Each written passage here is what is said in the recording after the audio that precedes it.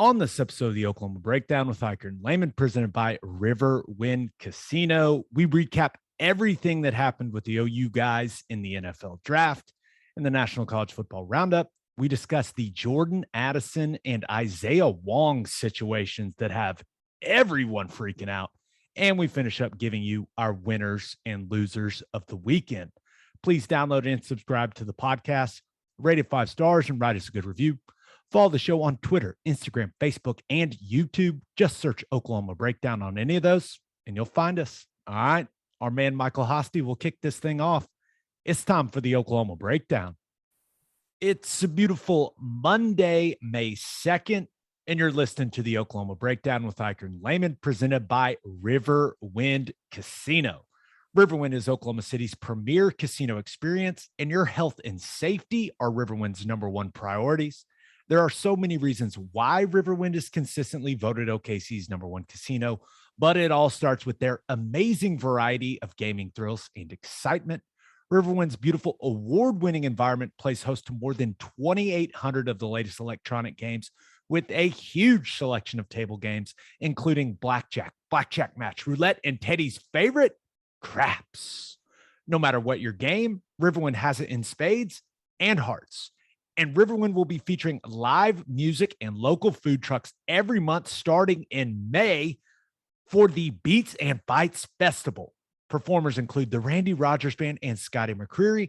If you need help finding your way, just visit riverwind.com. Riverwind Casino, simply the best. Now recording this Sunday night. Please leave us a 5-star review and a nice comment while you're at it. Busy weekend. Ted, we got a lot to talk about, man. Yes, we do. I would also like to say Mother's Day is this upcoming Sunday, guys. Don't forget. Going to be here quick. Gonna be here quick. Have a plan. I'm jotting it down now. You have a plan. That's all I'm saying. You got to have a plan. All right. NFL draft. I mean, that's where we got to start with all this stuff. And a lot happened for OU guys in the NFL draft. And let's start with how the draft affected some of the current OU guys that are already in the NFL, right? As opposed to the guys that were going through the draft process. Got to start talking about Hollywood. I mean, Marquise Hollywood Brown gets traded by the Ravens. It was Hollywood and the 100th pick to the Cardinals for the 23rd pick in the draft. And sounds like this is something that Hollywood has wanted for a while. And he had essentially requested a trade after this season. And you got to give Eric DeCosta some credit for the GM for the Ravens, because I mean, they got some good value in the trade also. So you look at it, Ted, to me, it kind of feels like a trade that could be a win for everyone involved. If Hollywood plays, stays healthy and plays up to his full potential there in Cliff Kingsbury's offense in Arizona with Kyler, clearly that's also his relationship with Kyler has a lot to do with this, I would assume.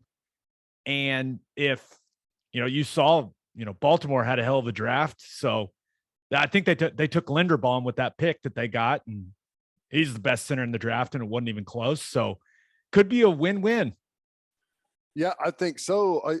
If I'm Baltimore, I think I'm probably actually really happy. And that's nothing against Hollywood. I think he's fantastic. It just, it wasn't a great fit for them. It wasn't a great fit for them. Like, he felt that, and I'm sure if he felt that, they probably felt the same thing, right? So to be able to get a really nice asset out of that, they're probably happy. And then Arizona has to be happy with that.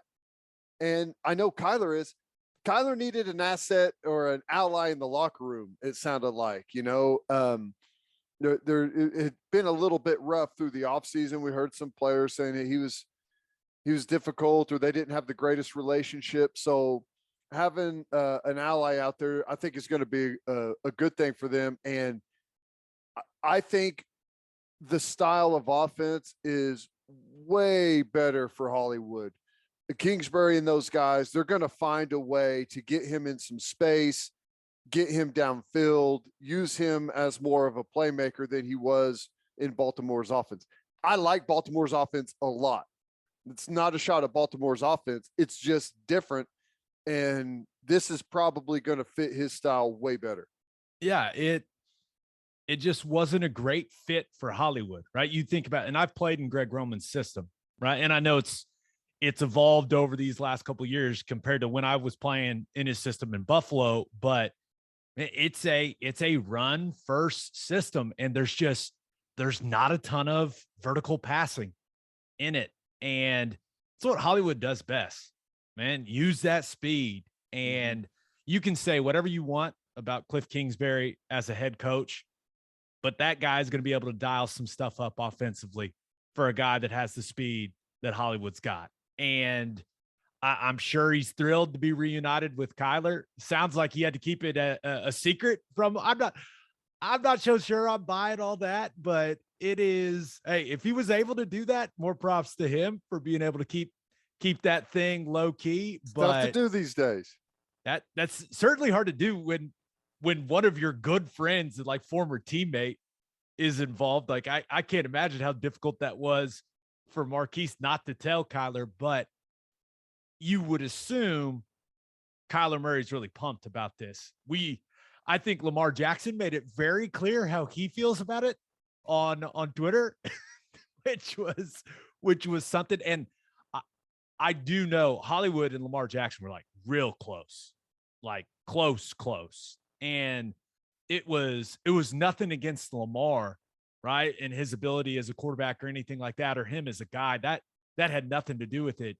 Like you mentioned, it was all about the system not being a good fit for him. And Hollywood, right? 3 years there, and he's thinking about his future, right? He's thinking about the next contract. And to get into a system like Arizona's, where they're throwing it around a little more, and Kingsbury's going to be able to get in the lab and design some things to get him some one-on-one matchups. I think it could be a really good situation for him. It should be. At least it feels like it's going to be a really good situation for him. Yeah, I hope so. Tough division. We know that. But the AFC North is a tough division as well. Not really made for small burners at wide receiver. It's kind of a brutal conference. Or division rather. So yeah, I think it's going to be good. And some of the stuff where you can get Kyler outside of the pocket, create some stress on the defense, whether he's going to tuck it or throw it downfield, just having that speed, man. And they've got a nice complement of wide receivers now. There's really, and I don't really know what I think it was Kyler just posturing about the contract, obviously, but they've got weapons there. And there's really no excuse for what they've got at wideout. Now, could they be better on the offensive line? Yeah, and I think that's going to come, but that should be a pretty potent offense. As long as they can block it, they've got plenty of downfield threats. Yeah, and remember, Christian Kirk moved on, got that huge contract in free agency, so Marquise is, I don't know if upgrade. They're pretty similar players. Kirk's a little thicker than Hollywood, but I wonder. Clearly you want to get a guy, and you heard Kingsbury talk about it. Like, hey, I saw it firsthand when I was coaching against him in college. Like he knows what type of speed Hollywood's got, but this does feel like Kyler. Look what we got you. Mm-hmm. Got your college buddy, teammate. We brought him in. Like, what do you want to do here in the future, right? Because that's been a very public thing, him wanting a new deal. So it also felt like a display of like good faith from the organization, right? Especially Hollywood got the treatment, man. Went to get him on the plane, like. He was in front of all the fans at that draft party. Like they rolled the red carpet out for him. That was cool to see. But I think it's all geared toward like, hey, Kyler, we're doing stuff for you, man. Love us, please. Yeah, no, I don't think there's any doubt about that. It was a weird start to the offseason for Kyler in Arizona, and it sounds like they're on better terms now, and they should be. You know, that's a big move. What they did, that's a big move. That's if that's not telling your quarterback something, I don't know what is. Just look at that compared to what the Green Bay Packers have done with Aaron Rodgers at quarterback over the last however many years. Still haven't taken a wide receiver. Oh, it's insane. Like, yeah, I saw that list on Twitter. You're just like, oh my gosh, they really haven't done it once for the guy. Well, I guess part of it is when you keep putting up the numbers he does, it makes it feel like you don't have to, but I don't know. Crazy. I will say this. I'm excited to watch Arizona's offense. Yeah. This season. Like, that should be fun. And my only hope is that Hollywood stays healthy. And he is going to be able to blaze in Arizona. And I know it's that weird grass. Remember, they like grow it outside and then they wheel it in. Rock hard. It's fast surface. Yeah. But you think about, all the games they're going to be playing in California and stuff on those fast tracks, but he's going to be looking fast. I agree. I think that's what I was saying. Like that division is tough, but it's way better than playing up in that thick grass, all the games outdoors in the AFC North. It's a better scheme fit and a better weather situation for our guy, Marquise Brown. I wonder, he has this big chain of him like in a Baltimore jersey. I saw it when, the other weekend when we went out on Friday night, it was like him in a Baltimore jersey. It was, what do you do with that now? That's a question only he can answer, but I'll take it off his hands if he wants to donate it. I think you just go have it redone. I mean, they got to, you don't want to just get rid of it. You can have a new jersey thrown on there. I don't know what it looks like, but I'm sure you could just change some of the lettering, right? No? Yeah, you never know. People can do some pretty impressive stuff. Right. I'm worried about things that, that doesn't matter. He'll figure it out. Not worried about the guy. So while Kyler was getting Hollywood and being all happy, our man Baker Mayfield, he can't catch a break, man. I mean, a lot of chatter about him going to the Panthers. It seemed like there was some serious traction.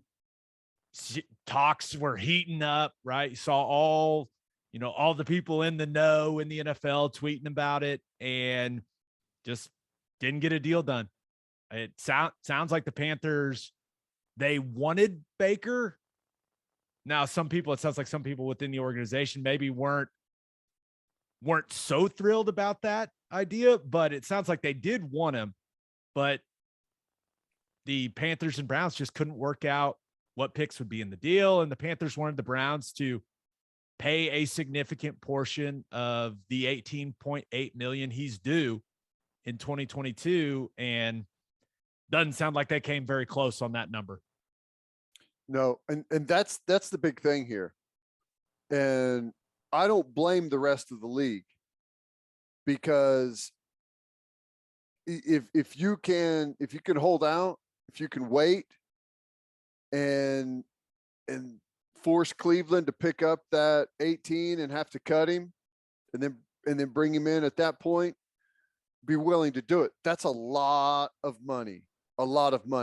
And whenever you know that someone else is already on the hook for it, you're not going to be very, there's not a lot of motivation to go jump on that whenever someone else can pay it. And then you can swoop in. And I don't know. I'm fascinated by that whole situation. And I know Baker wants to be on a team, and there seems to be like there's a lot of coverage on it. And people are kind of, they're piling on. painting it in a negative light for Baker, but I'm sitting here like, what in the world could be better than knowing you've got $18 million coming your way no matter what happens? I think he's in an awesome situation. Yeah, and I was kind of bummed because you know how much I love Matt Rule. That would have been really fun to see that pairing for me, right? A coach that I think is just a kind of a grinder, but like I think he would have been able to help Baker's confidence and like build him back up. You know what I mean? Yeah. And then they took Matt Corral in the third, and I was just like, oh, I was heartbroken. But it's going to be interesting to see where things go for Baker Mayfield now, right? Because we thought he had some options, right? Carolina, didn't happen. They took Matt Corral, so we know that's not happening. They already had Darnold. Seahawks still seems like the most likely landing spot because they had a bunch of draft picks. They didn't draft a quarterback. I don't believe in Drew Lock. Maybe they do, but I can't imagine that going from Russell Wilson to Drew Lock is what they want to do, but you never know. Pittsburgh was one of those places that had been rumored. Well, they drafted Kenny Pickett in the first round, so cross Pittsburgh off the list. Some other places, New Orleans, even though they signed Jameis, maybe if the number's right, they'd bring Baker in. The Giants, have they given up on Daniel Jones? I don't think so. Are the Texans all in on Davis Mills? Like, I honestly don't know. As we sit here right now, I don't know where he's going to land. I guess Seattle seems like the most logical, but you're right. That price tag. I still think it's Houston. You think it's Houston? That would be awesome. I've thought it was Houston all along. And the reason I think it's Houston is I feel like because this was not a good year for quarterbacks in the draft, right? Next year is going to be quite a bit better. And I think Baker is a good he's a good enough player to where you go in. If you see something that you really like, you may be like, okay, I think we've got something here with this guy. And you can lock onto that. If you don't like what you've got, you don't think that he's going to be a guy that you sign long-term, it's a 1-year rental. And if you can get Cleveland late, like to them, it doesn't matter when it happens. But the longer it goes, the more Cleveland is going to be backed into the corner and the more of that they're going to have to pick up of that 18 million, right? So Houston, they've got no reason to speed things up. You can sit back, you can play the waiting game. And if you get him, great. If not, no big deal. But I think it's the perfect 1-year rental to get to the next draft. That's going to be a lot better for quarterbacks. Yeah, the interesting part for Houston, right, is does Davis Mills now think like he's the guy? Right. And is he going through OTAs and heading into training camp because that would be, and listen, if anybody knows that the NFL is a business, it's me and you, but that would be awfully rough for him to go through the entire offseason program only to have them bring Mayfield in late. Yeah. That'd be rough. And if you're Lovie Smith, you have to wonder how would that affect your locker room? And that's why I was really hoping that something would happen for Baker during the draft so he could get somewhere, start developing that chemistry with his teammates, developing those relationships. Now he's in no man's land, man. Yeah. And I know he's going to make $18 million no matter what. And that's awesome. Good for him. But still, you're sitting there. It's only, I know I've said it a lot, but it's only a little over a year ago he took him to a playoff win. And now he's sitting there going, what the hell? Should have had two. They had the Chiefs beat in Kansas City. Yeah, it's wild. You think there's a chance he doesn't get on a team at all? I would assume, Because now the Browns could probably say, hey, we'll pay you your salary. We don't want you to show up. Right. That's something that's definitely now. With my experience with that organization, I would not be shocked if they're like, no, you need to show up or else we're not going to pay you. I wouldn't be stunned if that's how they went about it. Just put all the awkwardness on him, right? Yeah. Right. And it'd be hilarious if he showed up every day and he was just like, I don't know. Baker's a super, super fun guy to be around. So I don't know if he could just show up and like just be a complete nuisance, but it'd be hilarious if he did that. I would assume he'd be very professional about it, but I'd like to think there'd be a couple times a day where he just was a pain in everyone's ass, which would be, I mean, you got to, if you were in that situation, you gotta ruffle some feathers every once in a while, a couple times a day, you know? Oh yeah. Just airmail every pass, throw it at the receiver's feet if they ever put you in. Which, they wouldn't. He'd just be standing over there on the sideline twiddling his thumbs the whole time and counting the $18 million that they're paying him. $1 million a week. Not too bad. Yeah, not bad, but I would like for our guy to find a home so he can get on the field. I agree. Want him to be able to play for that big second contract. And clearly that's the goal. Get him somewhere soon, Cleveland. Come on. The worst part is Cleveland's the one that tanked his trade value themselves. Yeah. I'm not going to make it sound like they would have gotten, a couple first rounders for him or anything like that. That's just not the case. But the whole way that they went about the Deshaun Watson situation, like they screwed Baker, man. They straight up did let the record show brutal that what I want to happen is that Cleveland releases Baker, pays him $18 million, and Deshaun Watson gets suspended for a year from the NFL, to where Cleveland has paid $63 million for quarterbacks and they don't get to use either one of them. Remember they structured Watson's deal where they paid him 44 of the 45 million in cash. I know, but technically it's only like $1 million for the first year. You know what I'm saying? The way that they structured it, they structured that deal thinking like, okay, yeah, something's going to happen to him. Right. Yeah. I hope that they pay all of that cash and don't get to use either one of them. That would be awesome. That'd be hilarious. This is in a perfect world. Baker, they just release him. They owe him all his money. Because that would please me on multiple levels, not gonna lie. And he signs with the Lions, and him and Dan Campbell are united.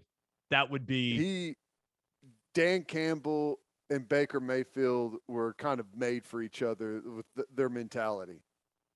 That would be it. Jared Goff's okay. Like, I could see someone making an argument that Jared Goff's a better player than Baker Mayfield, but I disagree with that.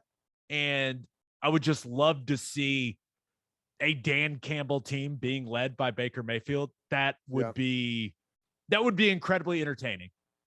Yeah, I would say Jared Goff may be a better player than Baker if he's in a total sterile environment and everything is perfect, right?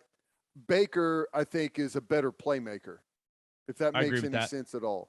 Yeah. Yeah. All right, let's talk about the guys that got drafted. 7 Oklahoma Sooners got drafted in the 2022 NFL Draft. Only Georgia with 15, LSU with 10, Cincinnati with 9, Penn State with 8 had more. Bama also had 7. So only 4 schools that had more draft picks than OU. Now, we're not going to talk about what happened with last season. We're not going to get people mad again. I feel like we've hit on that enough, Ted. We've talked about that a lot. But let's talk about the guys who had their lives changed. Nik Bonitto goes in the second round, the 64th overall pick to the Denver Broncos. And you and I we talked about kind of where did we see him going, and he slipped a little like we thought he might, right? Late second round, honestly feels about right to me. Mm-hmm. And I thought the Broncos GM, George Patton, nailed it in one of the things he said in his presser. And they were asked about drafting him, and he was like, well, we thought he was one of the best pass rushers in the draft. And he mentioned the bend, the speed, the burst, very natural, right? Pass rusher. And then he added, he needs to get a little stronger.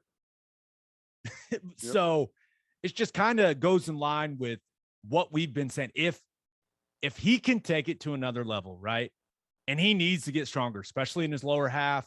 Like if he can have a really productive offseason in the weight room, that defensive line coach, if they can get him working on adding some moves to that arsenal, like the get off's elite, man.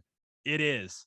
And there's not like a rush for him to play significant snaps right away. Like he can be a situational pass rusher because they got Bradley Chubb and Randy Gregory. So seems like a really good landing spot for him. Yeah. They signed Randy Gregory to just an absurd contract. Didn't he sign it and then like immediately have shoulder surgery? I'm not sure, but Randy Gregory robbed the Denver Broncos, robbed them totally blind. The guy has like 8 career sacks, and they signed him to a gigantic contract. It's absurd. But I think Bonitto should have every opportunity there. You know, if there's one thing that I've seen in professional sports is when someone signs a huge contract, there's a lot of injuries and downtime awaiting them. That gives opportunity to whoever's behind them. That's going to go directly to Nik Bonitto. So I think it's actually a really good spot.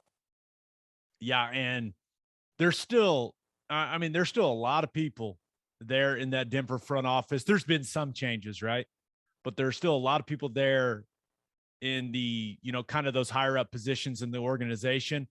And that they watch some Bonitto and they're like, he kind of reminds us of Vaughn. Yeah. The bend, like the get off, like now he's got a long, long way to go to be as productive of a player as Von Miller. But I'm guaranteed that conversation took place. Are you looking up the Randy Gregory contract right now? It's 5 years, $70 million. 5 years, $70 million. And he's got, he's got 16 and a half career sacks in 5 years. The most he's ever had in 1 year is 6 sacks. Think about that. It's crazy. That is a little odd. It's crazy. I'm telling you, he robbed their ass blind. If I owned that team and my GM did that, I'd fire his ass immediately. Well, and remember, he comes with a bunch of off the field issues as well. Yeah, that's the thing. He's had his issues, right? He's missed some time, and remember we talked about it. The Broncos ownership situation is that team is up for sale, and they got bidders. So they're looking at the Randy Gregory's like line on the balance sheet, and they're like, wait, what? When someone told me that, like when free agency, whenever they signed Randy Gregory, and they told me the number, I damn near passed out. I can't even believe that. But hey, they're throwing money around these days in the league. This is something that I'm not sure a ton of people caught on. Like I love the videos of the phone calls from the teams, right? Even though watching all of them makes me sad because I never got that call, and it still makes me sad to this day. Like I enjoy the reactions, and there was something that was funny about Bonitto's because he was clearly emotional, like fired up, right? But Hackett, the head coach, was like, hey, man, you just come here, rush the passer, okay? And the GM's like, hey, you just come here and work your ass off, right? And the defensive coordinator was like, hey, man, make sure you set the edge. Like, it was such a defensive coordinator line. You got to set the edge too. Hey, listen, you're not just flying up the field. Okay, you still got to have a little integrity there on the edge of the defense. That's great. Yeah, I love it. it was a little something where I was like, I oh, bet that's all in pretty. all, I think it's a good spot for him. Good I do opportunity too. there. And I'll say this, I was there for 7 weeks, 8 weeks or so, and it's a great organization. It's great. The people in the building, like it was fantastic. Got an awesome experience. And the guy at the grill will make you anything you want. Literally. There you Like go. you could just say, hey, I want this. And 10 minutes later, it's there. You're just like, where'd he get all that stuff from? Like they do it right in Denver for sure. So fired up for Bonitto, man. And like you said, those guys get banged up. Like he could be playing some serious snaps for them. So that'll be fun to watch. Okay, Brian Asamoah goes 2 picks after Bonitto. Goes in the 3rd round, even though it was only 2 picks after, but goes 66th, easy for me to say, overall to the Minnesota Vikings. And once again, the draft video, family going nuts, was awesome. He had the shades on, but you could see like the tears streaming down his face. Man, I was so damn happy for him. That's the good stuff right there. Ted, give me all the crying draft videos. Yeah. No, that's awesome. Emotional moment. Being able to capture all of that is really, really cool. And I'm happy for him. And, I know I've said this, but I think he's the type of guy that's going to be a better NFL player than he was a college player. And he was a hell of a college player. Yeah. And I was looking at their linebacker situation. They've got Jordan Hicks and Eric Kendricks, like guys that played a lot of football, guys that are good, but you can never have too many linebackers that can run. And with those guys being established guys, hey, maybe he outplays him, maybe he ends up starting defensively for him. But man, you really expect him to be a special teams beast for them in year one. Is kind of like that's where he's going to get his main opportunities. I would assume is in the special teams phase of the game. So we knew that was going to be the case for him, and he's got all the tools to be a really effective special teams guy. No, and that is going to be a defensive heavy place. A lot of emphasis on the defense there. It's going to be one of the tougher places. Is the day-to-day grind in the league, and special teams are very, very important for teams like that. So yeah, there's no doubt. 3rd round, you're unless you're terrible, you're safe. Being a 3rd round draft pick, you're safe. You're going to be on a 53-man roster, most likely. So you've got to make some hay somehow, and special teams is probably going to be his best bet. I was thinking about this because I was thinking, well, maybe it's nice because I've heard Minneapolis. I've only been there one time, and I was on the Saints, and it was for a playoff game. Dang you, Stephon Diggs. But it was an awesome city. I was like, dang, this place is awesome. And I was like, oh, I bet, because I'd heard it's really cool in the summer, like when the weather is good. I was like, oh, okay, maybe he's going to get there like day one. Weather's going to be great. He's going to enjoy Minneapolis. And then I checked the weather. It was like 43 degrees. They've had like blizzards and stuff up north here in the last week or so, haven't they? Yeah, it's been cold, but hopefully it warms up for him. I heard it's a nice city. It'll be good. We'll see. He's probably more concerned about the football stuff, and I'm over here like, wonder how the weather's going to be for him. It'll be good. He'll enjoy it in the summer, and they got that nice new stadium up there. They're not playing outside at Minnesota Stadium anymore, so that'll be good.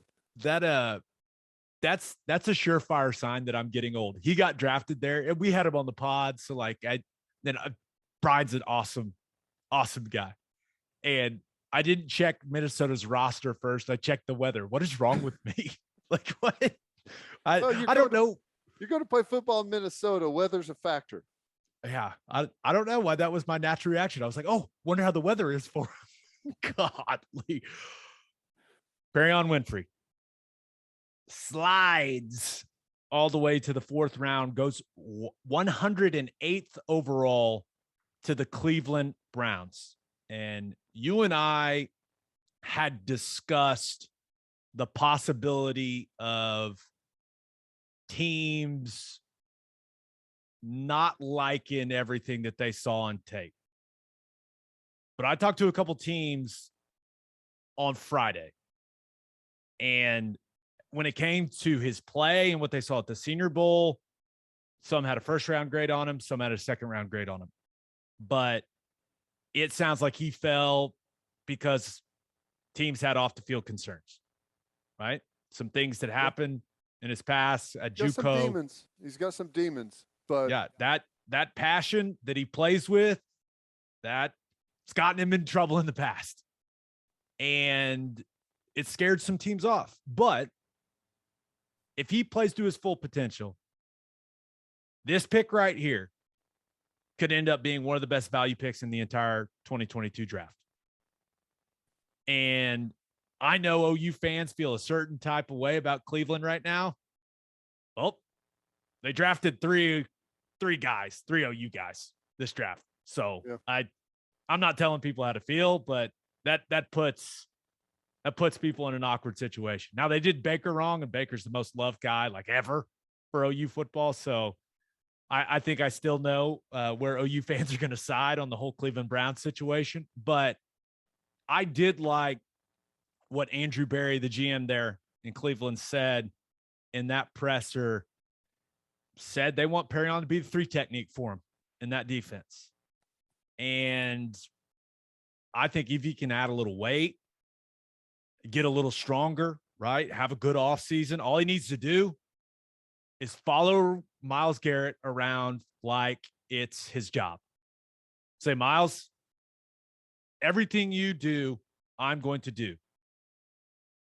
Now, Myles Garrett is a absolute physical freak of nature.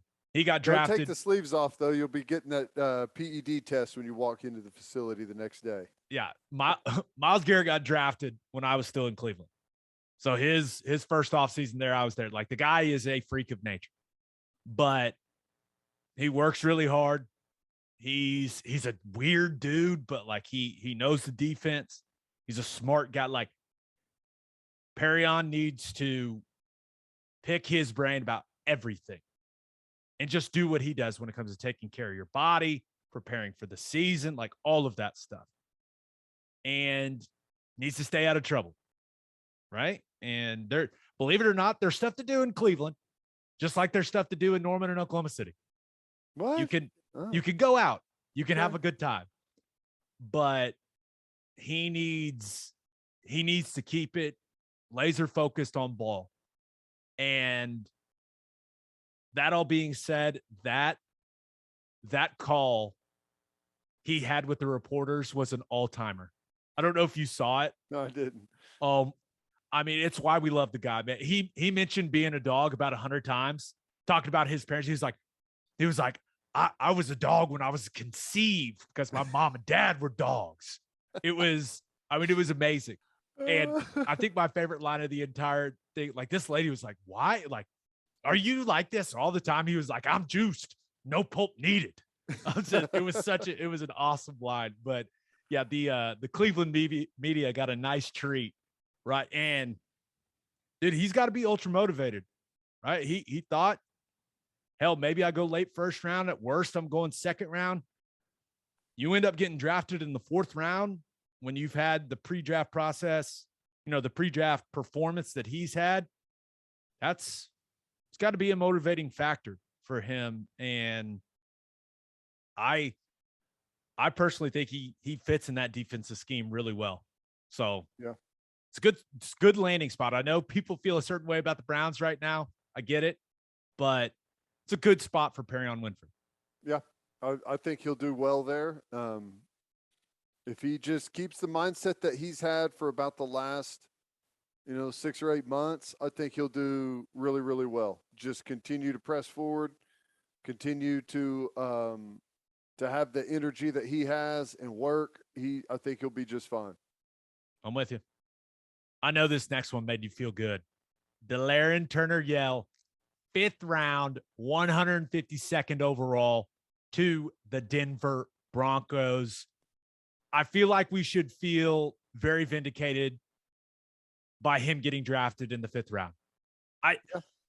He received a lot of criticism in his OU career, but this last season, I thought you especially did a really good job of communicating how well he was playing and how important he was for that defense. And this was kind of one of those things where you look at it, you're like, yep, 5th round. That feels about right with how he played in 2021. Ball player.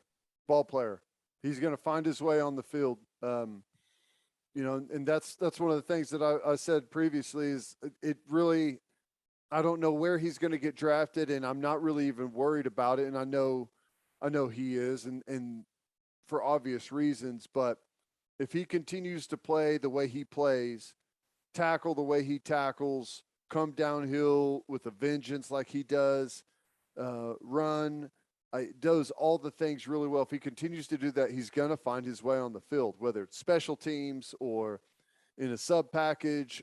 He's going to find his way out there. And, as a 5th rounder, they're going to have some capital invested in you. They're going to want to keep you around. I think this is a great spot for him. And I wouldn't be shocked if he works his way onto the field, for Denver pretty quickly. I just think he's that good of a football player. Yeah, he can play. And I will say this, having one of your college teammates being there with you, it's a huge help. Yep. There's just like a comfort level with it where, all this rookie stuff that they're about to have to do, he's going to have a guy that he knows he can talk to, he can eat lunch with, like he can lift with. It's all this different stuff that, just makes you feel comfortable, because you get there your first day and you're just like, oh my God, who are all of these like gigantic grown men with children? And having a familiar face there, that's helpful. It's really helpful. It's like showing up the first day of elementary school and a couple of your buddies happen to be in your class with you, right? That's exactly what it is. Yeah. And except for in this class, like there's some old dude that knows you're there to take his job. And it's not exactly it's a professional environment, but depending on how some of those, depending on how the way some of those vets react, it could be a little awkward. Yep. Half the kids are going home. Yep. It's a cutthroat business, and having a familiar face there, and whenever everything is so weird and new, and you just show up and you're one guy and there's 100 other people there that you don't know, and trying to find your place in that locker room it's different because in college, there's some similarities there, but you're going to be there for 4 years. You just kind of know the lay of the land a little bit better. The NFL's a different animal. You could be there a week before you're cut, and it's a weird feeling. It's definitely nice to be around familiar faces. Yeah. Okay. Next guy that got drafted, Mike Woods, in the 6th round, 202nd overall, to the Cleveland Browns. Another OU guy going to Cleveland. And man, I was happy that Mike Woods' name got called, because it didn't go. I have a feeling it didn't go the way he thought it was going to go at OU. And the fact that he still got drafted, I thought, says a lot about just, kind of his physical build. You and I talked about this when we watched him at Pro Day. Like, he looks like an NFL wide receiver. He does. Yeah. When you see him in person, like just the smoothness and the fluidity of his movements. And I wouldn't be surprised if he ended up playing some. I don't think he's going to play significant snaps for them offensively, but he could be a guy. Maybe he ends up on practice squad, and he's one of those guys that gets called up and down maybe for them. throughout the year. Like that wouldn't surprise me at all because he's got. I mean, you can't have too many big wide receivers. I know he's not a huge guy, but he's a well put together dude. So you never know with injuries. So I think that him ending up in Cleveland, Stefanski's offense, I'm a huge fan of it. I am. I would assume they like his ability to stretch the field vertically. And if he can polish up his route running and become a complete wide receiver, which you got a lot of work to put in to do that, but if he can stretch the field vertically, then maybe he does see some playing time. I don't know. We'll have to see how that all shakes out. But it was good seeing him get his name called because he probably would have. Let's be real. He probably would have gotten drafted higher if he would have stayed at Arkansas. Yeah. I think a 6th-round pick going to Cleveland. I think you're going to have a new quarterback there. Everyone's going to be vying to get the chemistry up and running. So I think you could have some opportunity there. It's tough. Wide receiver is a hard position to make it. There's a bunch of guys vying for those spots. And what do they usually keep? 5 or 6 guys at wide receiver, dress 5 on a game day for the active roster. You know what he needs to do. And I know he's not as big as this guy. He needs to call Alan Lazard at Green Bay and go, how did you get Aaron Rodgers to love you? Right. Yeah. And he needs to do whatever Lazard did. He needs to do that for Deshaun Watson. Just like find a way to where Deshaun Watson's like, no, I like that guy. I want that guy on the field. That's the key, really. I mean, I know it sounds silly, but like if he can convince the new franchise quarterback that he's one of his guys, like that can go a long way. Yeah. Be there at the facility anytime he's there in case he happens to want to throw. And you never know whenever you get that one-on-one session and you just start building on it from there. And yeah, good things can happen whenever you're around and available. And hey, wide receiver it's probably the most competitive position in the NFL right now. And it's tough to break through, but he's got some good tools. Yep. Okay. The next one, I won't lie, it made me so happy. Because I think Isaiah Thomas is one of my favorite guys in the last 5 years. Like I just love the way he goes about his business. He was such an unselfish player for the program, did whatever they asked him to do, and made plays, which I also really enjoyed, but ends up getting drafted in the 7th round, 223rd overall to the Cleveland Browns. And you look at it for IT, I wonder how they view him in that defense, or if they kind of see him as kind of a versatile piece that maybe they can play on the edge, maybe they can, bring inside in some sub package situations, something like that. It'll be interesting to see what his weight is looking like when training camp rolls around. I would not be surprised if they're trying to pack some pounds onto him. That would not shock me, but it was just cool to see him get drafted. And Oklahoma guy, he didn't play for so long and like just kept working, earned his way on the field. And over these last 2 years is, in my opinion, been, and it hadn't been particularly close, the most consistent guy on the field for them defensively. I was really happy to see him get rewarded for that. And I know it's the 7th round, but still, like getting drafted is cool as hell. I mean, it's cool as hell. So I was fired up for him. Yeah, it's awesome. Yeah, and his versatility is going to come in handy. It is. You never know what happens where injuries take place, and maybe you have to bump down, maybe you have to play outside. Who knows? But he's a guy that's got a good motor. He's super smart.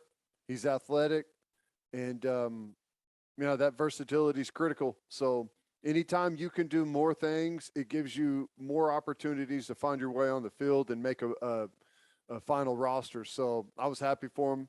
Cleveland, yeah, and it just like we were talking about having that familiarity, it's going to be the same thing with Isaiah Thomas, Woods, and Winfrey. Yeah, I thought Perrion posted quite a few things when IT got drafted. Like he's fired up. That's gonna be a lot of fun for those two guys. Like Yeah, there's no doubt about it. Last guy that got drafted, Marquis Hayes, went in the 7th round, 257th overall to the Arizona Cardinals. And it's an interesting landing spot for him because they're kind of loaded at guard. They got a lot of veteran guys there that are playing guard in that organization. And I know I was pretty critical of Marquise throughout the 2021 season. I did not think he played particularly well for what I felt he was capable of. And I think him going this late in the draft kind of, I don't want to say it like validates what I was seeing, but it's kind of how I felt. And I was still obviously really happy with him. Him and I have had a lot of conversations over these last couple of years about what he wanted his football career to be. And I was just happy he got his name called. But that could be a situation where he is like the preseason games are going to be really, really important for him. And it's not necessarily going to be for the Cardinals. The other 31 teams, every team in the league watches every single preseason game.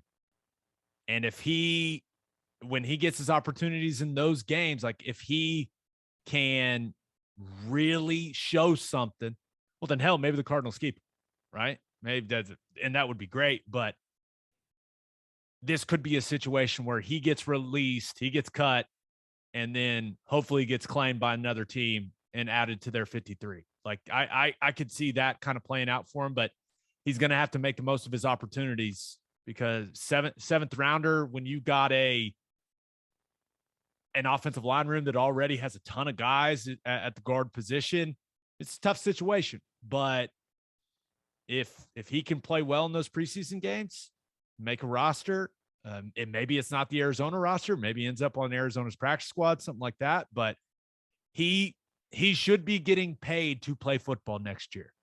He's just got to have a good offseason and then clearly take advantage of your opportunities when you get them. Yeah. Yeah.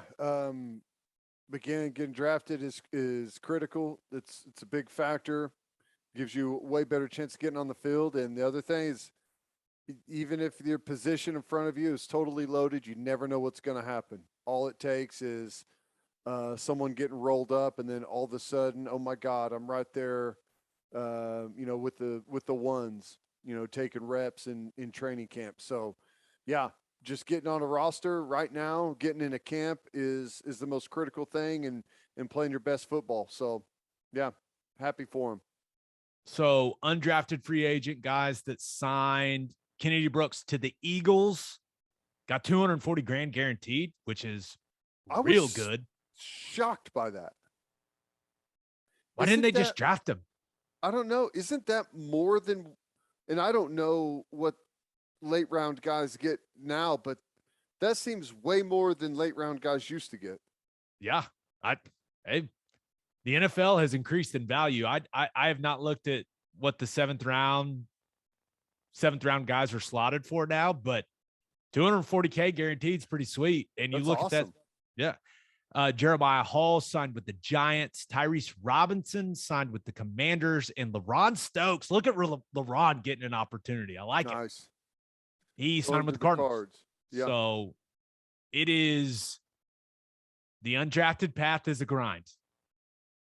And I just hope these guys enjoy the struggle like I did, man. It's you get treated differently than the other drafted guys. You get treated differently by coaches, by the equipment guys, by the trainers. It's just it's a different path, but it all comes down to playing football at a high level. And I always say, my two pieces of advice for an undrafted guy. Number one, when you get your opportunities, play at a high level, because that's really what it comes down to. And then number two, be nice to everyone in the building. You want people to like being around you when you're an undrafted guy. Don't be the undrafted guy that shows up talking a bunch of shit and you're rude to everyone because you got this chip on your shoulder. Don't be that guy. No one wants to be around that undrafted guy. Like, no one. So that's just, and I'm not worried about those guys at all. Like Kennedy Brooks, Jeremiah Hall, Tyrese Robinson, like those guys are going to fit in and they're going to know exactly how to conduct themselves when they get there. But I wish I could come on here and say it's easy and it's fun and that these guys are definitely going to make the team, but it's just, statistically speaking, it's just not, it's not a fun, it's not the path to a bunch of success. It's tough. There's no doubt about it. I'd say Kennedy Brooks has a really good chance of making the squad when they give you $250,000 to show up. That helps a lot. Certainly doesn't hurt.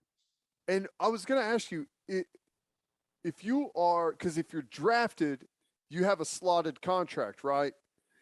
You get the rookie 3-year contract, correct? Correct. So if they pick you up as an undrafted free agent, do you still sign the same rookie contract? Yes, just with a significantly smaller signing bonus. Because remember, league minimum's league minimum for a rookie, right? So those minimums are slotted and negotiated in the CBA. And the only difference for a lot of the undrafted guys, and unfortunately, man, I was telling some stories this weekend to some people, and they were just like, what in the, I was like, yeah, man, I got stories.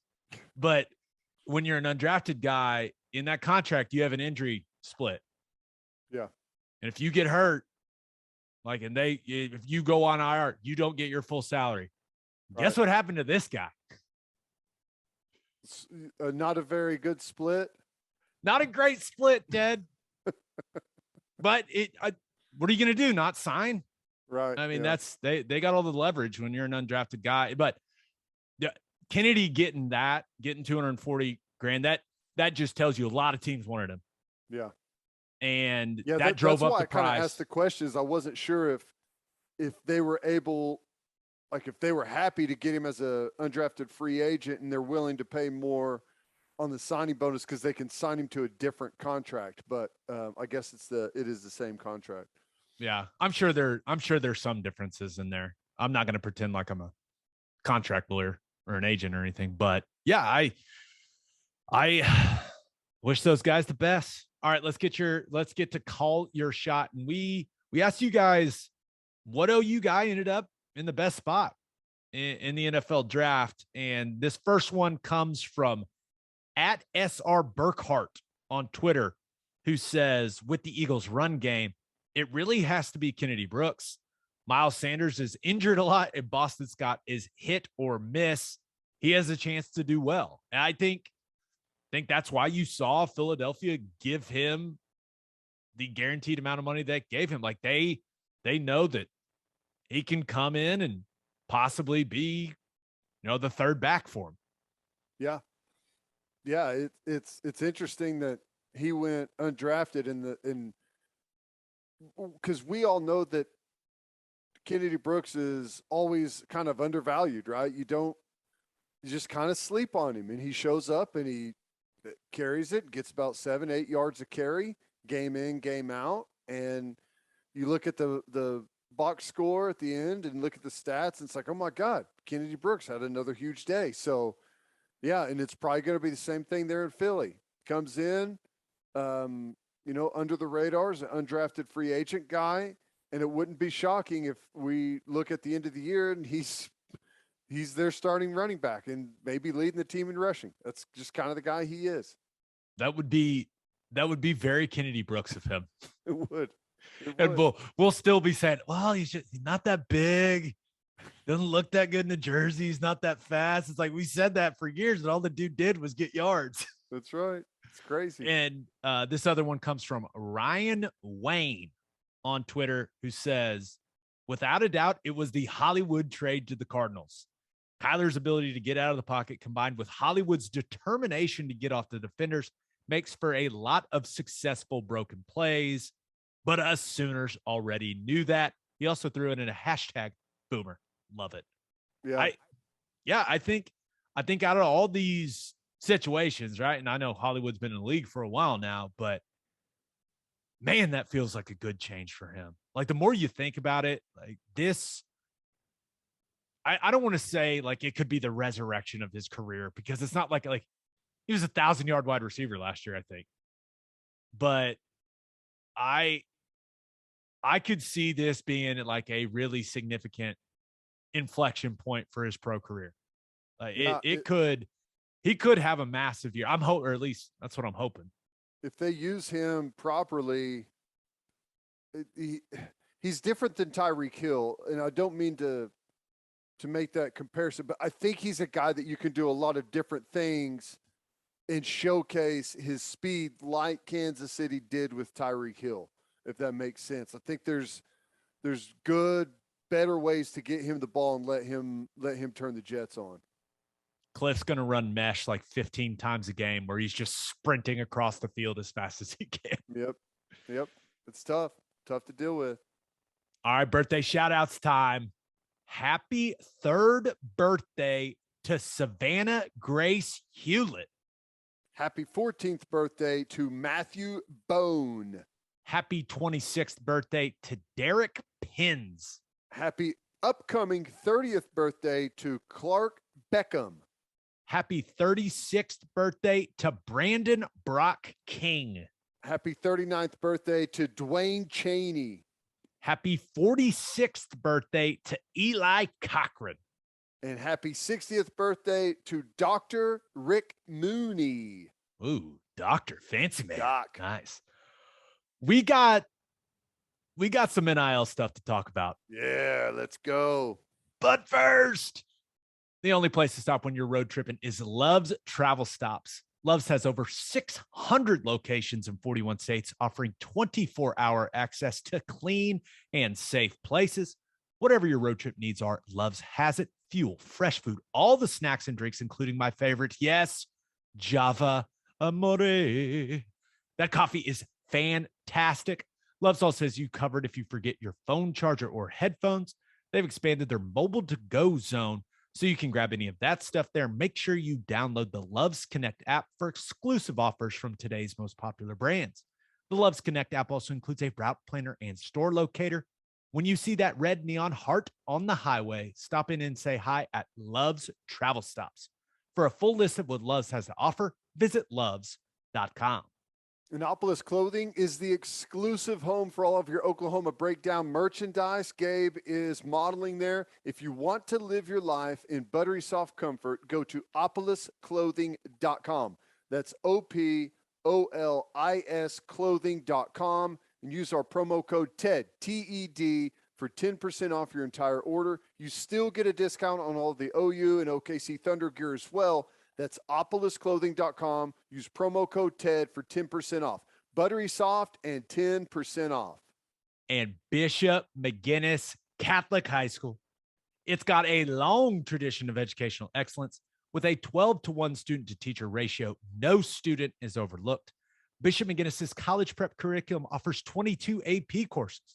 There are numerous clubs and organizations for students to join, and as a proud member of the OSSAA, there are 14 sports offered.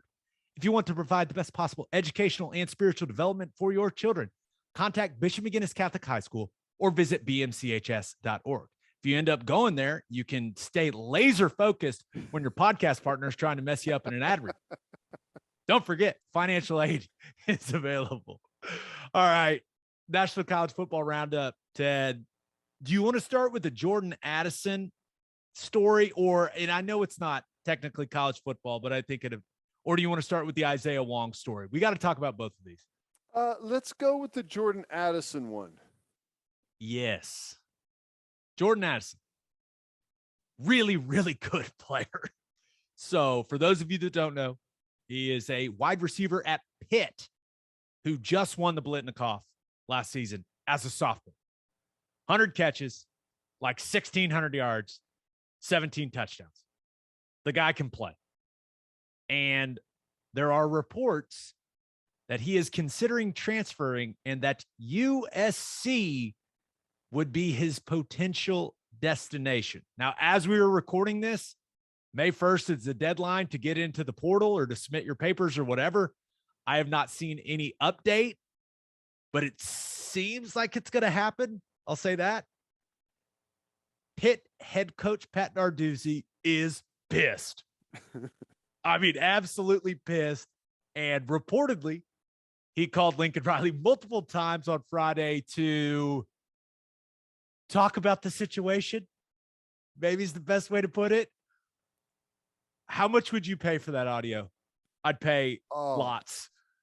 I'd love it. And I'm curious if Lincoln knew who was calling him or if he thought it was someone just worried about his warranty going off on his car. You know, it's just a random number calls you, or I don't know if he's talked with him before, but that's got to be interesting. And he's calling multiple times, which is even better. I love it. I can't imagine that was a cordial conversation. Maybe it was, but I like to imagine that Lincoln had to move the phone away from his head because Narduzzi was yelling so loud. That's what I like to imagine. Just like, you know, like, oh my gosh, he's mad, but there's a lot to unpack here. So I do want to say this because before, and I know everyone is going all in on Lincoln Riley with this whole thing, right? Tampering, like, you know, scumbag. Like I understand the people that are saying that, but this ain't a one-way street, man. This is a decision that Jordan Addison and his family are making. USC's not forcing him. Now, are they luring him? Yeah, but this is not a one-sided thing. So you look at Addison's situation. He lost Kenny Pickett, his quarterback. He lost his offensive coordinator. He lost his wide receivers coach. So I know people are pissed because of the tampering aspect of it. I get it. Whatever term you want to use, tampering, scumbaggery, I don't know, whatever you want to call it. But this is probably a decision that Addison's been contemplating for a while since the season ended. And he knows Caleb Williams, right? From the same area. Another player recruiting a buddy is, as far as I know, it's not against any rules. So my initial response was different than other people's, I think. My initial response, it was not like anger and outrage at USC and Lincoln. My initial response was, well, is Pitt going to be able to find the money to make him stay? Like, can Keaton Slovis not talk him into staying? Or has Addison seen Slovis throw and he's like, nope, that ain't it? You know, like, that's where my head went. I know everyone's pissed off about it, and I get it. But it seems like this is what Jordan Addison wants. Yeah. Are people mad? I think people may just be mad more about the system. I don't know. Well, it's hard to really comment because I don't know how things played out. If Jordan Addison, there's a reason he didn't transfer. Like, they didn't lose Kenny Pickett and their offensive coordinator last week. Right. That all happened right after the season. So the question is, why did he wait all the way until now to transfer? Is it because he wanted to give Slovis an opportunity? He did spring ball and he doesn't like it and still wants to transfer. I think that's totally reasonable after the offensive coordinator and your quarterback are gone and the new guy you just don't feel like is going to be able to get it done. That's reasonable. What's not reasonable is if Jordan Addison wanted to stay, likes Slovis, wants to play for Pitt, and USC through Caleb Williams is setting up and offering big NIL deals. And Caleb Williams is acting as the go-between because legally that's not considered tampering. That is where I think things become, where people would get upset, and rightfully so. Like I could understand people getting upset about that because, I don't know. Pitt's not going to be able to compete with the money. I think we all know that, and think it can be. It looks grimy, honestly, if that's how it went down. But I don't know if it's just as simple as Slovis isn't getting it done and he needs a place to play. He knows Caleb Williams. That sounds all totally reasonable. Is that how it actually went down, though? That's the question. So the tampering aspect of it, I think it's technically it's a rule. There's a rule in place, but there's just no way to enforce it. Right. I mean, the NCAA they don't have the manpower to go investigate all these things. No. And that's why when I look at this situation, I'm not mad at Jordan Addison. I'm not mad at Lincoln Riley. I'm mad at Mark Emmert and the NCAA for screwing this whole thing up. I mean, going back to the O'Bannon case, right? And that which led to the Alston case and all that, going back to them not having the foresight to see where this would go if they weren't proactive about it. And here we are, man. And I expect Jordan Addison to hit the portal and end up at USC. And for him to get some big old NIL deals. My only question is, when he hits the portal, does Dylan Gabriel know him at all? Any relationship there? Because no. You and I have been saying it would be awfully nice for this team to get a star wide receiver. Yeah. And Addison, he could be the number one wide receiver off the board next year. Him or what? Smith and Jigba from Ohio State? Yeah. We could use him. I know that. A bunch of people could use him. It's crazy to think that he's going in the transfer portal, and it's going to be, if he goes, it's going to be who can offer up the most money. And it's not an NIL deal. I know that it's going to be labeled as a name, image, and likeness deal, but it's not.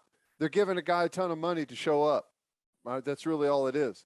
Think about how far we've gone from what you ate too many servings of pasta and you got a compliance issue out of it, right? Isn't that what happened? Something That's crazy not like what happened, but we don't have to. There was one too many entree options. OU self-reported it. The NCAA wasn't even involved, but people love the story. So I'll just the thing though. That's how ridiculous it looks.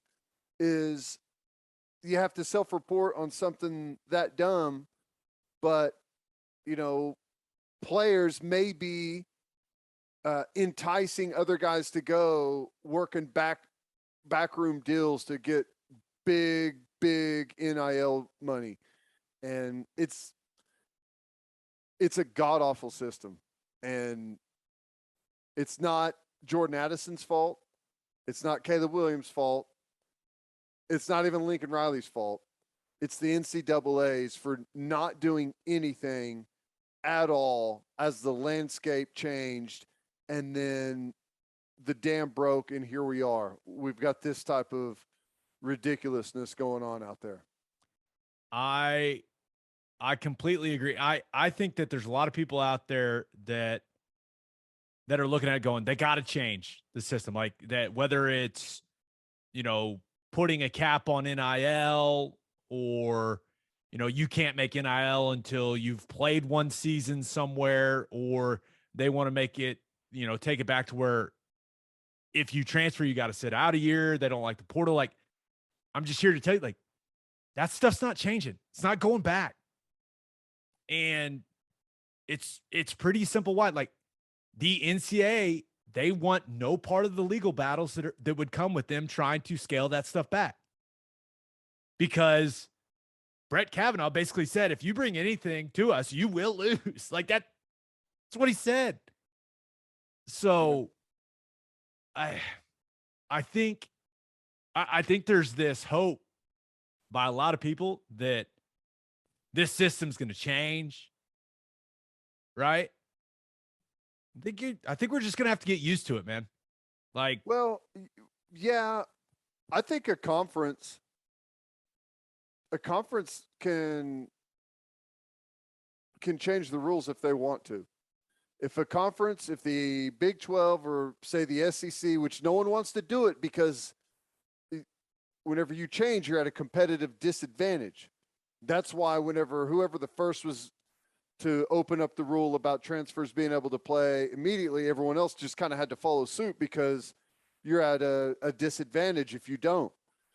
But, the SEC could say, if you can't transfer out of conference into the SEC and be eligible to play immediately unless you've graduated. Like, they could do that. And that's not really it's different with the conference doing it and saying those are our rules and the NCAA saying you can't do that and remain an amateur, right? I think there's some difference there. So I think you could change the transfer situation, but you'd have to be willing to take the competitive disadvantage that would come from that. And other conferences saying, hey, this is an opportunity for us. So I don't see much happening, frankly. Yeah. I do think we're headed down a path to where everything's just run by the conferences. Yeah. And it's starting to feel more and more like we're headed down the path where these players end up getting a cut. Like, that's how it's feeling to me. Like, cause you're right. This system, you're just like, there's only going to be more and more stories like this. Yeah. It's going to keep happening. We're 1 year in. Right. And it's going to be the players getting a cut, man. That's got to unionize. That's collective bargaining agreement. Well, a lot of legal work. If the players get a cut, like that will pretty much eliminate most colleges from being competitive. I mean, there's only a handful that operate their athletic budget on a surplus anyways. So there's not much of a cut to get. Now, it would be like your whole pay structure for head coaches and all that stuff would probably have to change. And I don't know how they would. I don't even know how that would work. I'm not going to pretend I'm an expert on this, but my assumption would be that whatever percentage, whatever, salary, I guess is the proper word for it, would come from the TV deals. Just because there's just such a massive amount of money coming in from that. And yeah, I don't know. Well, so what would happen there is because where that money goes now, obviously it goes into running the program, but then it runs like your non-revenue producing sports, right? And if you don't have that money left over for the non-revenue producing sports, then what are you going to do? Yeah, I would like to think that this whole thing's just going to work itself out, man, but I just doesn't feel like a realistic point of view, It's a mess. And I don't know enough about how the money operates and everything to even if you're going down that road, what's the point of even the school thing is just a farce now. Like Like if you're a full-on employee, why do you even need to go to school? What's because that's kind of the thing. That's where it gets interesting, right? Right. That's kind of been the conversation is like, are you a student athlete or are you a paid employee of the university? And if you unionize and you're a paid employee of the university, then what's the school thing for? Like, are we just going to keep the charade up of like, that's why we're here is to get an education? Is that's what's going to happen with that? I don't know. It's crazy. I don't know. Lots changed really quickly. I know. NCAA needs to hire a new president that can help get this thing back on the tracks, man, because I'm not entirely sure where it's headed. I pride myself in kind of being able to be like, oh, well, this and this and that. It's like the future of college football. I don't know. I'll say this. People are all kinds of pissed off about the rules right now. NIL, tampering, portal. We're all going to be watching Saturdays in the fall. I mean, it's just, especially around here, like it means too much to us not to. So, yeah. No, I don't know. Do you want to talk about the Isaiah Wong situation? We can. Sure. Okay. So for those of you that don't know, he was Miami basketball's best player. He put his name in for the NBA draft, but he has the option of coming back to school with how that rule works in college basketball. So he saw billionaire John Ruiz give Nigel Pack from Kansas State. A lot of you will recognize that name. He gave him $800,000 over 2 years and a car to come play at Miami. And Wong saw that. Remember, this was Miami's best player. Took him to the Elite Eight. He's been an all ACC guy like 2 years in a row. Was like, wait. I'm better than that guy.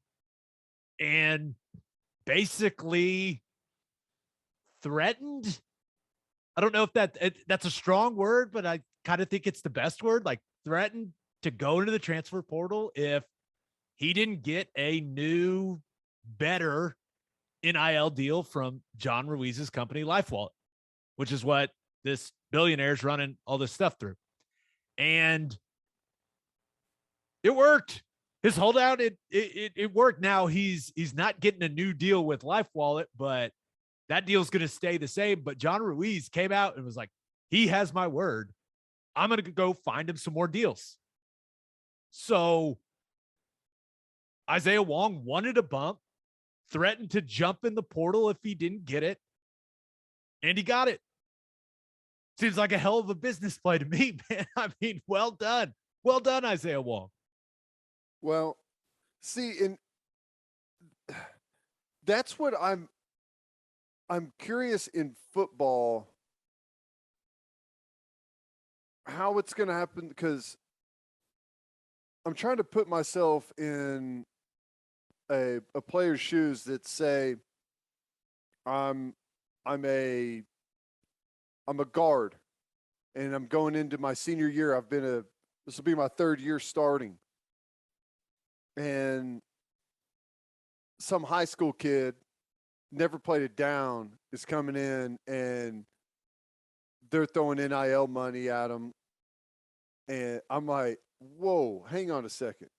He hasn't done anything. I can understand the frustration there. And at some point, it's just going to be like everyone's going to do that, aren't they? And it's just going to have to constantly be it's not sustainable. Like John Ruiz may know a bunch of other billionaires that he can go out there and say, hey, I know this is a worthless endorsement deal for you to do for a Miami basketball player, but hey, would you just happen to throw down $800,000 to keep this kid happy? People aren't going to do this for very long. I would never do it. If I don't care how much money I have, I would never give any high school kid cash to go somewhere. are people just freaking out about something that eventually is going to stabilize itself? Like, Perhaps. if 2, 3, 4 years down the road, like we work through all this junk, right? And there's kind of a market correction, like everyone starts to come to their senses. Now, there'll still be schools and alumni bases that are spending more than other people, right? That's gonna happen. But I wondered if like we're all freaking out about something that eventually is like it'll get to something that resembles kind of the NIL format and structure we were hoping for. I don't know. Maybe that's not a realistic thought process, but I you think it all just saying that. depends. I think it all depends. So take A&M, right? And the rumors about how much money they paid for that recruiting class, right? If A&M wins a championship next year, the folks that did it are going to say, this is the greatest thing ever. You guys want to buy another one? Let's buy another one for next year, another national championship. And maybe that keeps it going. But if they spent $30 million on a recruiting class where those guys just transfer out, they don't win the SEC, nothing happens, I would find it hard to believe that same group of people is going to continue to throw money at a lost cause. But I could be wrong. I don't know. Yeah. I don't know. I feel like that was depressing. I feel like it is depressing. You and I are sitting here like two guys that love college football. Really, like, let's be real, made our names from college football. And the future of the sport is maybe we're being too dramatic, but like the Isaiah Wong thing, there's football guys that saw that and saw how it worked out for them, and they're talking to their agents, and they're going, why shouldn't I do that? Why don't we all do that? That's what my thought process. Like, I was like, damn, Isaiah Wong, like trailblazer. Yeah. They're going to call it the Wong, threatening to jump in the portal to get a bump. It's going to be known as the Wong. He wonged us. He wonged it. It's a verb and a noun. Well, here's the thing. I think this is where the battle is. A lot of people love college football because it's the school. Maybe it's the school you went to. It's guys that are there. They're grinding out the student life. Plus, they're going out and playing on Saturdays, trying to win a national championship. So there's that. It's not a professional sport. It has a different feeling, and it's starting to, like, the transfer portal alone starts to make it kind of lose that same feeling. And this is less about like our guys, like our school, and more about who can we pay to come in here. They don't care anything about us. Like, what we care about is our school and our tradition and how we built it through the years, and some of the guys that did things in the past and what they went through. And it's like, you want to like perpetuate that feeling, right? But then it just turns into, well, who can we just pay to come in? They don't care about OU. They don't care about our traditions. They don't care about anything. They just care about what some outside force is going to pay them to show up and do their thing. It just kind of changes the whole feeling of college football. And a lot of people don't like professional football. They like college football. They like college sports because of that reason. And it just kind of, it loses that special feeling a little bit. And maybe in a couple of years, people just get used to it and we don't really care. It's just that change right now, I think, has a lot of people feeling really weird about it. And maybe you just get used to it, and it's how we do business and how the game is played now, and you move on. Or maybe some people would just continue to be turned off by it. I don't know. Yeah, that emotional connection, right, between the fan base and the players. I don't know. I'm hoping we don't lose that, because that's kind of my favorite part. So yeah. I think that's everyone's favorite part. I feel like we're making people sad with this. let's stop. Let's move on to winners and losers. I'm calling it. I'm calling it. But first, it's time to get back out on the golf course, people. And there's nothing better to drink on the course than the #1 seltzer in golf, Clubby Seltzers. Clubby Seltzers is an Oklahoma company that is already winning national awards because their product is delicious. Tastes exactly like a club special, but it's a seltzer. They're not just for the golf course either. They're perfect to drink by the pool, after mowing the lawn, whatever. If you haven't tried Clubby Seltzers yet, go grab some. You won't regret it. Clubby's first variety pack is coming out in May, so it's going to be quickly. To find a place near you that has Clubby's, visit clubbyseltzers.com. Went to a charity event, Cleats for Kids, Clubby's everywhere. Nice. Drank a lot of them. That's Whole good. lot of them. Attention business owners. You need Insurica in your life. Insurica is one of the country's largest insurance brokers with 30 offices throughout Oklahoma, Texas, and the Southwest. Insurica is able to customize programs by accessing the latest information from many insurance carriers. They compare and contrast coverage offerings and pricing in order to design a cost-effective, comprehensive program to meet your business's specific needs. Insurica's clients become best-in-class businesses by working with Insurica's team of advisors to manage risk. Purchasing insurance is only one way to protect your business. Best-in-class businesses win by avoiding a loss in the first place. If your business partners with Insurica, you'll save huge amounts of money and take back control of your total cost of risk. I'm an Insurica client, and you should be too. If your business wants to be best in class, if your business doesn't want to get wonged, connect with Insurica at Insurica.com. That's INSURICA.com. As always, Ted, kick us off. Who do you have as your winner of the weekend? Well, I thought about going with the Ruckert kid from Ohio State for being the only player in the history of football to be excited to go to the Jets. Also thought about going with New England for taking a Tennessee Chattanooga guard in the first round that everyone else had like as a third rounder. Cole Strange, you know the best part about him, and I've watched quite a bit of him. He was at the Senior Bowl. I watched quite a bit of him. He's got some good tools, but no. I mean, he's just not at like.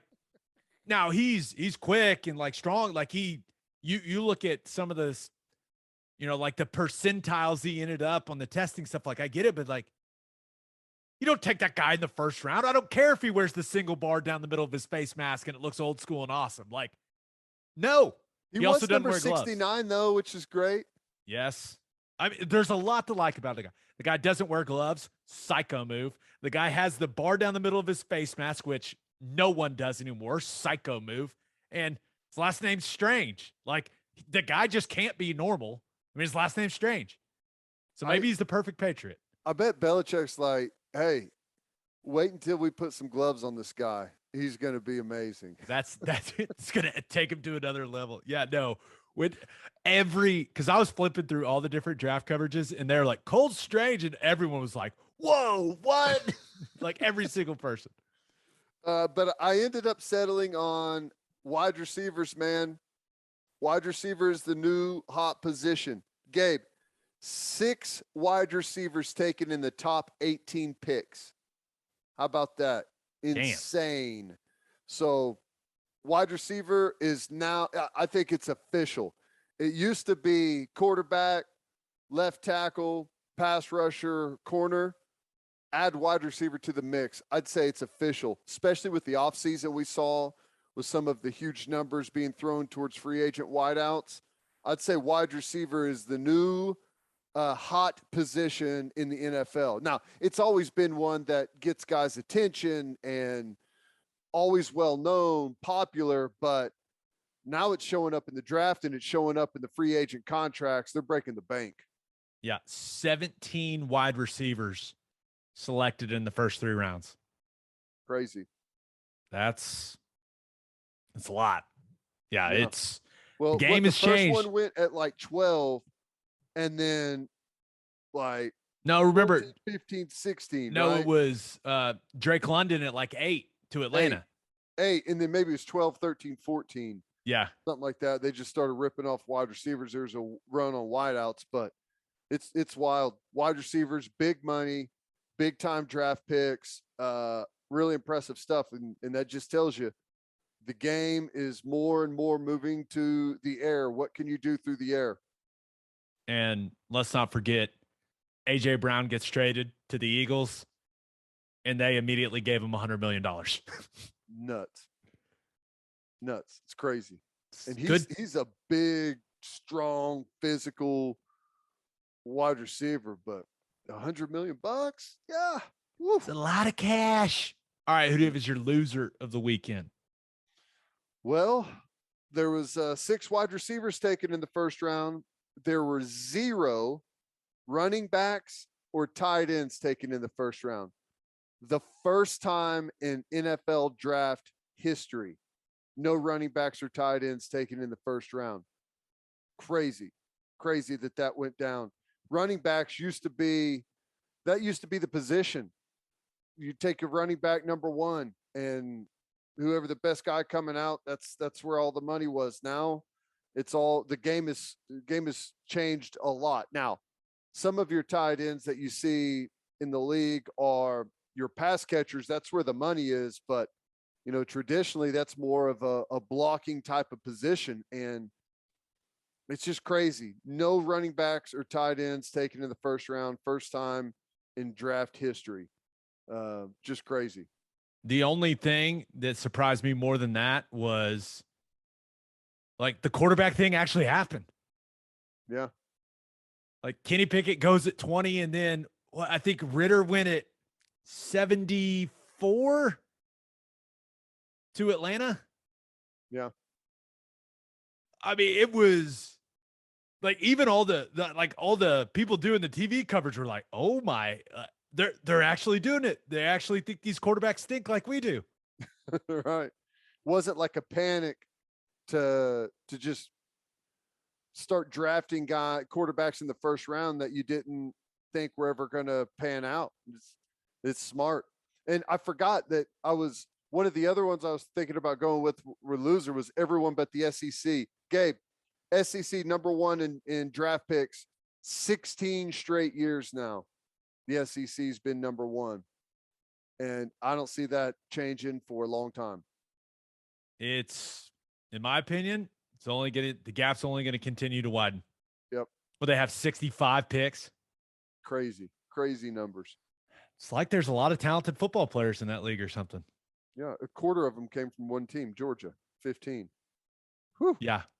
That's a perfect segue into my winner and loser of the weekend. But first, First Fidelity Bank is a full-service financial institution based in Oklahoma with tailored solutions for all your personal and business needs, checking accounts, saving accounts, home loans, and much more. They do it all. Whether it's online banking from your computer or mobile banking from your phone, everything is stress-free with FFB. Making mobile deposits, paying bills online, and moving money to different accounts could not be easier. First Fidelity Bank provides free ATMs worldwide, making banking convenient wherever you are. They also give back to the community. FFB donates a total of more than $500,000 to local charities and educational foundations. Make your life easier and go bank with First Fidelity Bank. Visit ffb.com for more information. And make sure, if you're a whiskey or bourbon drinker, stop what you're doing, head to your favorite liquor store and buy some Balcones products. You got to grab some of Balcones Lineage Single Malt Whiskey. It was just voted one of the top 20 whiskeys in the world by Whiskey Advocate, and you'll be shocked by how affordable it is. Also, you got to snag some of Balcones Baby Blue Corn Whiskey. It's made from blue corn. That's the fancy corn. And that is why it is won more than 25 awards. You almost forgot. Last but certainly not least, you got to buy some of Balcones pot still bourbon. Its big flavors make it the perfect bourbon to drink year round. Remember, back in 2012, Balcones Single Malt won the best in glass competition, beating brands like Johnny Walker and Macallan, and became the first American distillery to win that competition. This stuff is the real deal, people. If you love great whiskey and bourbon at a great price, then Balcones products are the only way to go. The whiskey may be made in Texas, but the owners, yeah, they're from Oklahoma. To find a liquor store that has it, visit balconesdistilling.com. I got a feeling Pat Narduzzi could use some Balcones in his life right now. He may have had some before he called Lincoln. You never know. All right, for my win of the weekend, thought about going with Georgia. I mean, you mentioned it. 5 first-rounders, all on that defense. 15 draft picks. That's crazy. 15. Hell, their punter even got drafted, Ted. Wow. That's wild. I mean, just beyond impressive. That's how you win a national championship. Yeah. That's how you dethrone Bama. And here's the thing, man. Good things happen to good teams. Like if you win a lot of football games as a team and you elevate one another like that as a team, everyone's going to feel the success, right? Everyone's going to be in the spotlight more, and it's going to end up paying off for a lot of guys. I also thought about going with the Golden State Warriors to win game 1 in Memphis when Draymond Green got ejected in the first half, which I did not agree with that ejection. It was what kind happened? of I just saw like a little clip from it. And it was a playoff foul. And he grabbed him. Yeah. And he pulled him down, but he tried to like pull him down gently, like prevent him from hitting the ground hard. Like he got ejected because he's Draymond Green. Yeah. Yeah. That was a reputation ejection. Like if Giannis does that, and we'll get to Giannis later. If Giannis does that, he's not getting thrown out of the game. He got ejected because he's Draymond. Yeah. For some reason, my hatred of Draymond Green is fading a lot. I actually like a lot of the things he's been saying recently. What's happening to me? Is that me or is he changing? I think he's getting a little older. You're getting a little older. Yeah. And also, he's got some wisdom to him now. Yeah. So I know it still feels like yesterday he kicked Steven Adams in the nuts. Like I understand, but it's been a while now.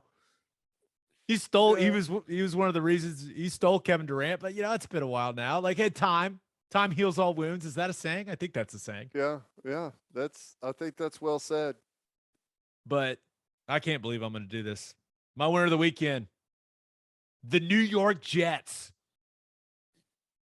Yes, Sauce Gardner at 4. Bring all the chains, Sauce. Bring all the bling, man. You got some receivers in that division you got to cover, man. Whatever you need, all the confidence you could have. Garrett Wilson at 10. Really like that guy. Traded back and landed Jermaine Johnson, a guy that some people thought he was the best pure pass rusher in the draft. He's a beast. Yeah. They got him at 26.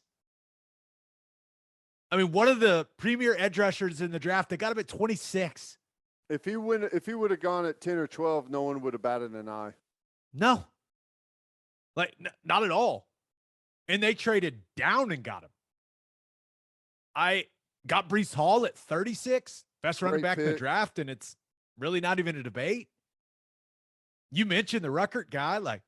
I actually like his game. Yeah. He can block a little bit too now. Mm-hmm. So, I mean, they got him in the 3rd.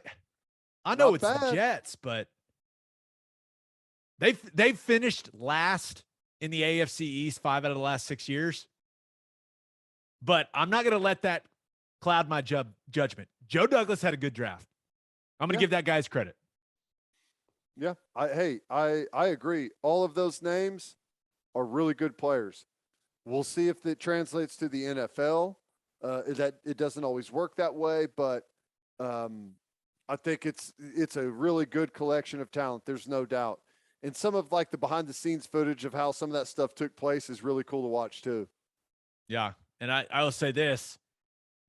I think they're going to have a hell of a pick at like 111 also. I'm pretty sure they were going to draft Perrion, but a couple picks before Cleveland took him. Yeah. Yep.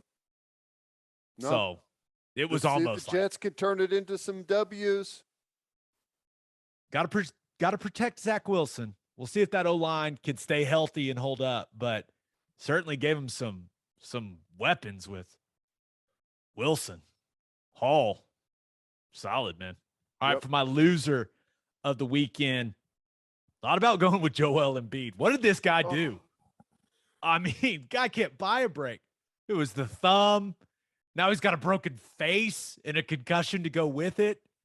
Happened when the 76ers were up by 30 on the Raptors with like 4 minutes left to go in that game. By the way, that was an incredibly impressive win by the 76ers. I thought they were going to lose that game for sure.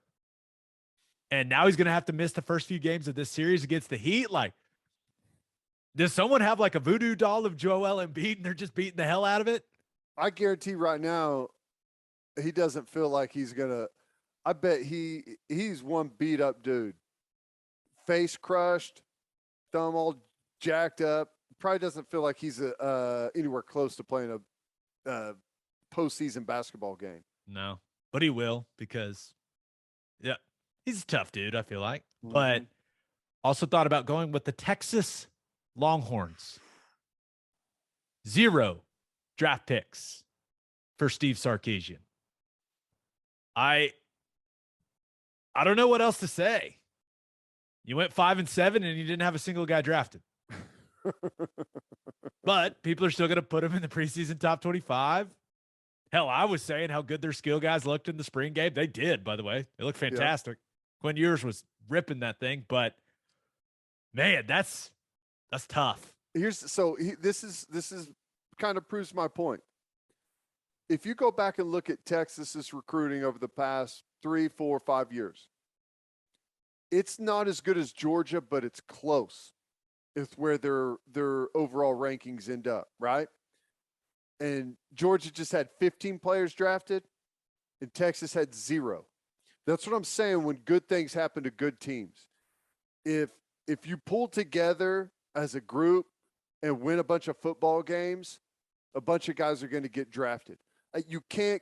I know Georgia has like an excellent amount of talent, but you can't tell me that every single recruit that Texas has had over the past 5 years has been a whiff. It's not the case.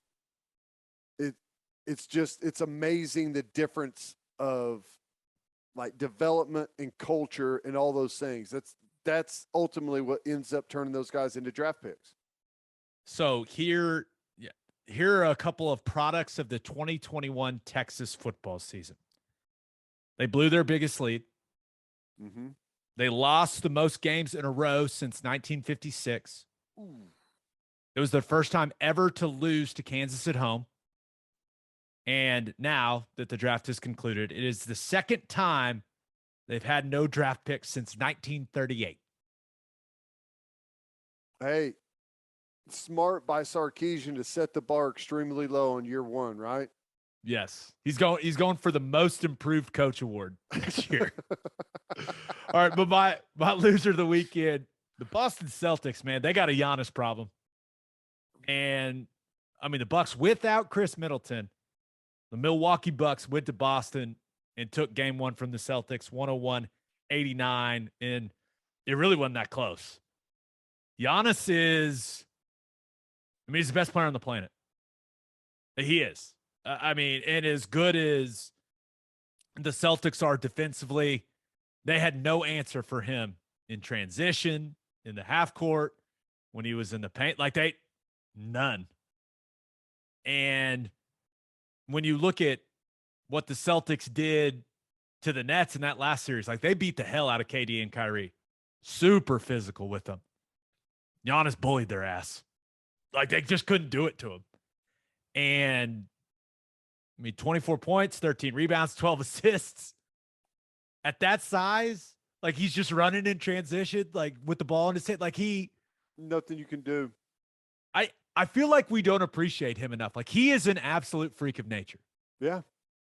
He is. What, a year ago, 2 years ago, he was the talk of the NBA, and for whatever reason that faded pretty dramatically, and he's showing up again. And just a quick little reminder that there's really no one else like him in the league. Yeah. And Drew Holiday was awesome in that game. Crazy Eyes Bobby Portis, some big time shots. But the thing that stood out, like the Bucks defense, Jason Tatum and Jaylen Brown, they had a tough time. And they missed some shots. Like, they didn't shoot it well. They'll shoot it better than they did in that game. But the Bucks made them work to get open looks. And I'll say Marcus Smart didn't look like he was having much fun once he got that stinger. Man, hey, the green hair looked solid. I liked it. Looked good. But he's got to be better if they want to win this series, especially when Middleton gets back. Sounds like he may be back game 3, maybe game 4. But they got to find a way to slow down Giannis. And the problem is, I don't think there is a way to slow down that dude. Like, there's just not whenever you don't have. It's hard whenever you just can't throw more size at him and athleticism at him, because he's gonna win that trump every single time. You know, it's tough. I guess you just have to hope that Drew Holiday doesn't shoot it that well, and that Bobby Portis doesn't hit those shots, and like Connaughton doesn't hit open threes. And like, you just have to hope the other guys miss.